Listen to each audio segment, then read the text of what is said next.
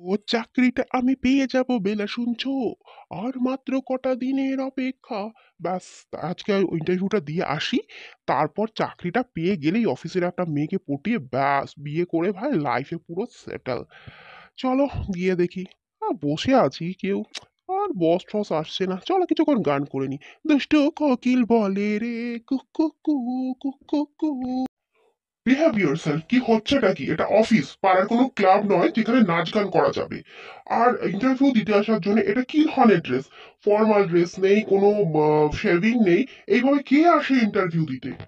আরে ভাই চামকু, তুই তো সত্যি সত্যি চমকাচ্ছিস রে ভাই। কি ব্যাপার রে ভাই, একদম স্যুট বুট কোট টাই, তোর তো একদম সেই ব্যাপার স্যাপারই আলাদা। লটারি ওয়াটারি পেলি নাকি? আরে তুই যখন এখানে আসছিস আমিও আসছি, বলতে পারতিস ভাই একসাথে বাসে আসতাম। এমনি তো আমার টাকা নেই, বাসওয়ালা মাঝপথে নামিয়ে দিল, হেঁটে আসতে হতো। তুই না আজকের ভাড়াটা আমার দিয়ে দিতিস ভাই, তোকে না আমি অন্য দিন দিয়ে দিতাম। আর তোকে দেখে ভাই ভালো লাগলো, কিন্তু দুঃখ পেলাম ভাই, একটু জানালি না। Excuse me, first don't call me Chonku. And আমার নিজের গাড়ি থাকতে আমি বাসে কেন আসতে যাব? আর এখানে আমি কোনো ইন্টারভিউ দিতে আসিনি, এটা আমার নিজের অফিস, তো আমি আমার নিজের অফিসে এসেছি ইন্টারভিউ। আমার দ্বারা আগে হজম করে নি কুচবি। আর তো গাড়ি বলতে কিসে এসছিস রে? কোনো সাইকেলে নাকি তোর ফটফটিতে? Be seated and behave yourself and call me sir. তো নিশ্চয়ই বিশ্বাস হচ্ছে যে আমি এখানকার স্যার। আর ছোটবেলার বন্ধু বলে কিন্তু আমি এখন অব্দি কোনো স্টেপ নিইনি, আর এটাই কিন্তু আমি লাস্ট চান্স দিচ্ছি, আদারওয়াইজ আমার কিন্তু কিছু করার নেই। ও হো হো হো হো। বাবা গো চঙ্কু স্যার। তো ঠিক আছে চঙ্কু স্যার, ছোটবেলার যখন আপনি আমার বন্ধু, তাহলে এই চাকরিটা নিশ্চয়ই আমিই পাচ্ছি।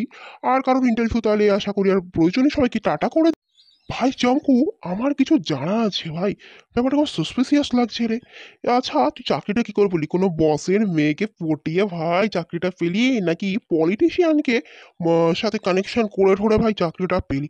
ভাই একসাথে আমরা পড়লাম, আর আমি কোথায় রইলাম, আর ভাই তুই এত এগিয়ে গেলি গাড়ি বাড়ি, ব্যাপারটা ঠিক হজম হচ্ছে। ফার্স্ট অফ অল বলি, তোদের মতো আমি ব্যাক বেঞ্চার ছিলাম না। আমি ক্লাসে টপার ছিলাম, আর হার্ডওয়ার্ক করে আমি এই চাকরিটা পেয়েছি, কোনো পলিটিশিয়ানকে ধরে বা কারো কোনো বড়লোকের মেয়েকে বিয়ে করে নয় ভাই। আর একটা কথা বলি, আমি কিন্তু এমবিএ করেছি, এমবিএ করেই কিন্তু আমি চাকরিটা পেয়েছি। আর সেই জন্য তুই ওখানে আর আমি ভাই তুইও বললি, আমিও বিশ্বাস করলাম। বললেই হবে ভাই, তুই এমবিএ করেছিস, এই তো আমার পাশের পাড়াতেই থাকতিস ভাই। তুই কবে গেলি ভাই বিদেশে এমবিএ ফেমবিএ করতে? ভাই কুচ, তুই আমাকে বিদেশ যেতে দেখিসনি, কারণ আমি বিদেশ যাইনি। আমি এমবিএ ঘরের থেকেই অনলাইনে কোর্সটা করেছি, তারপরেই কিন্তু আমি চাকরিটা জয়েন করেছি। অনেক কথা হলো, এখন আমার সব কথার এক কথা শোন, তুই আমাকে এক চাকরি দিবি কিনা বল। আমি তো ছোটবেলার বন্ধু, আর তুই কিন্তু আমার পাশের পাড়া দিয়ে থাকিস। তুই যদি আজকে আমাকে চাকরি না দিস, কাল থেকে কিন্তু তুই আমার পাড়ার সামনে দিয়ে বেরোতে পারবি না।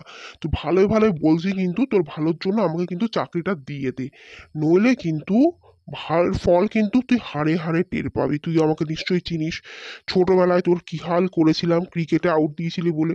তাহলে ভালোই ভালো কিন্তু চাকরিটা দে।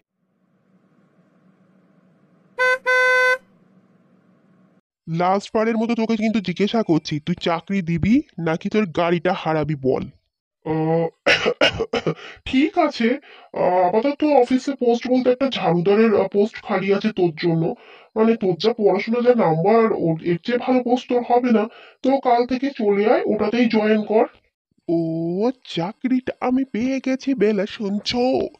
উফ, যাই হোক চাকরি তো পেলাম, কিন্তু এটা কাউকে বলা যাবে না যে আমি আমার বন্ধুর অফিসে ঝাড়ুদারের চাকরি করছি। যত বড় প্রেস্টিজ বলার একটা ইস্যু আছে না। তো যাই হোক ঝকাস করে সেজে গুজে আসবো, ঝাড়ু পোছা করবো, আবার ঝকাস করে সেজে গুজে চলে যাবো ভাই বল।